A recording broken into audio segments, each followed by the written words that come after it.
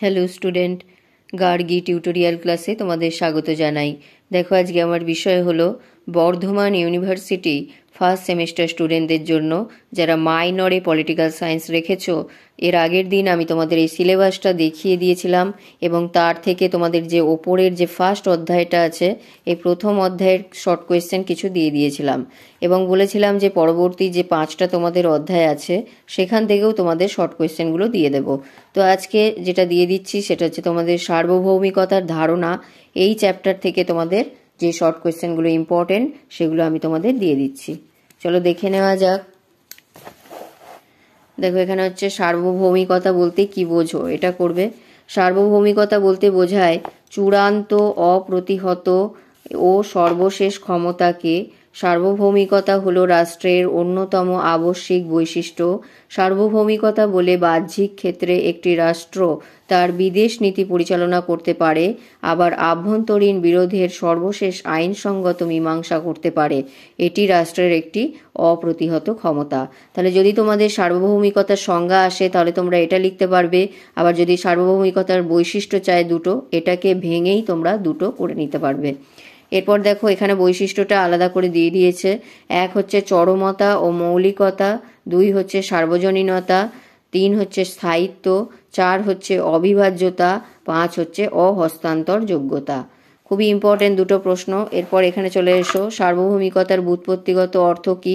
Latin শব্দ supreme থেকে ইংরেজি সোভারেইনটি শব্দটি এসেছে, অর্থাৎ ভৌমত্ব বলা হয় এটাকে, যার অর্থ হচ্ছে চরম বা সুপ্রিম, অর্থাৎ ব্যুৎপত্তিগত অর্থে সার্বভৌমিকতা বলতে রাষ্ট্রের চরম, চূড়ান্ত, অপ্রতিহত ক্ষমতাকে বোঝায়। এরপর চলে আসবে এখানে জনগণের সার্বভৌমিকতা বলতে কি বোঝো। খুব ইম্পর্টেন্ট একটি প্রশ্ন। জনগণের সার্বভৌমিকতা হলো সেই ক্ষমতা যেখানে জনগণই হলো সার্বভৌম ক্ষমতার অধিকারী। এরপর এখানে বলবে এই ক্ষমতা অহস্তান্তরযোগ্য। তারপরে এখান থেকে বলবে সরকার জনগণের ইচ্ছা অনুসারে আইনকে কার্যকরী করে, আবার জনস্বার্থ রক্ষায় ব্যর্থ হলে জনগণই তাকে অপসারণ করে। এটা হয়ে গেল। এরপরে এখানে চলে এসো, জনগণের কণ্ঠস্বরই হলো ঈশ্বরের কণ্ঠস্বর, এ কথাকে বলেছেন। এর মাধ্যমে কি ইঙ্গিত করা হয়েছে? এই কথা বলেছেন ফরাসি দার্শনিক জাঁ জ্যাক রুশো। এর মাধ্যমে রুশো জনগণের সার্বভৌমত্ব ক্ষমতাকে ইঙ্গিত করেছেন।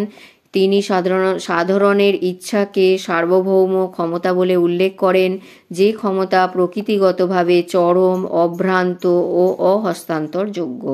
এরপর এটা সার্বভৌমিকতা সম্পর্কে একাত্মবাদী তত্ত্বের কয়েকজন প্রবক্তার নাম বলো।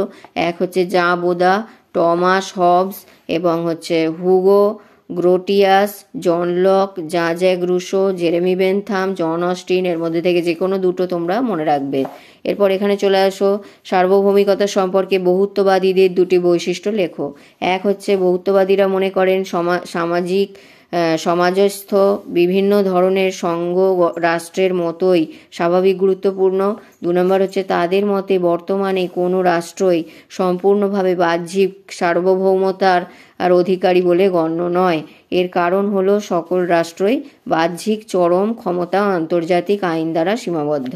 এরপর এটা চলে আসবে সার্বভৌমিকতা সম্পর্কে অস্টিনের সংজ্ঞা। খুব ইম্পর্টেন্ট একটা প্রশ্ন। জন অস্টিন সার্বভৌমিকতার সংজ্ঞা দিতে গিয়ে বলেছেন যে যদি কোনো সমাজে কোনো নির্দিষ্ট ঊর্ধ্বতন ব্যক্তি বা ব্যক্তি সংসদ অপর কোনো ঊর্ধ্বতনের প্রতি আনুগত্য স্বীকারের পরিবর্তে সমাজের অধিকাংশের স্বভাবজাত আনুগত্য অর্জন করে, তবে সেই সমাজে ওই নির্দিষ্ট ঊর্ধ্বতন ব্যক্তি বা ব্যক্তি সংসদই হলো সার্বভৌম। এইরূপ সমাজ হলো রাজনৈতিক ও স্বাধীন। এটা হয়ে গেল। এরপর এদিকে চলে এসো, রাজনৈতিক সার্বভৌমিকতা বলতে কি বোঝো। যে সার্বভৌম শক্তির কাছে আইনগত সার্বভৌম নীতি স্বীকার করে তাকে রাজনৈতিক সার্বভৌম বলে। 2 নম্বর দেখো, দুজন বহুত্ববাদী দার্শনিকের নাম উল্লেখ করো। 1 হচ্ছে লাস্কি আর একটা হচ্ছে বার্কার। তারপরে দেখো, আইনগত সার্বভৌমিকতা বলতে কি বোঝায়। যে রাষ্ট্র যে ক্ষমতা বলে আইন প্রণয়ন করে তাকেই বলা হয় আইনগত সার্বভৌমিকতা। এরপর এটা করবে বহুত্ববাদী দুজন তাত্ত্বিকের নাম বলো। 1 হচ্ছে বার্কার, 2 হচ্ছে লাস্কি। আচ্ছা, লেবিয়াথান বইটি কে লিখেছেন? লেবিয়াথান বইটি লিখেছেন থমাস হবস। বইটি কবে প্রকাশিত হয়? 1651 খ্রিস্টাব্দে। এই হয়ে গেল। এরপর এখানে চলে আসো, এই পেজে চলে এসো। এখানে হচ্ছে তোমাদের মার্ক্সবাদীরা সার্বভৌমিকতাকে কিভাবে দেখেছেন, বা মার্ক্সবাদীদের মতে সার্বভৌমিকতার ধারণা কি।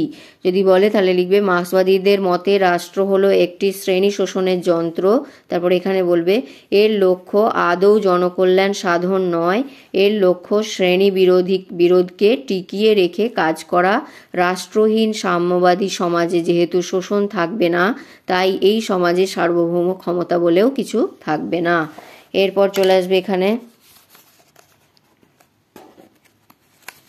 আশা করছি এই কটা প্রশ্ন করলেই তোমাদের হয়ে যাচ্ছে। হ্যাঁ, সার্বভৌমিকতা থেকে তোমাদের যে প্রশ্নগুলো এখন আমি দিয়ে দিলাম গুরুত্বপূর্ণ, সেগুলো আরেকবার দেখিয়ে দিচ্ছি। এরপরে পরবর্তীতে চেষ্টা করব আমি কয়েকটা বড় কোশ্চেনও দিয়ে দেওয়ার। দেখো, এইগুলো লাল কালির যেগুলো গোল গোল করে দাগ দেওয়া আছে সেইগুলো করে নিলেই তোমাদের হয়ে যাবে।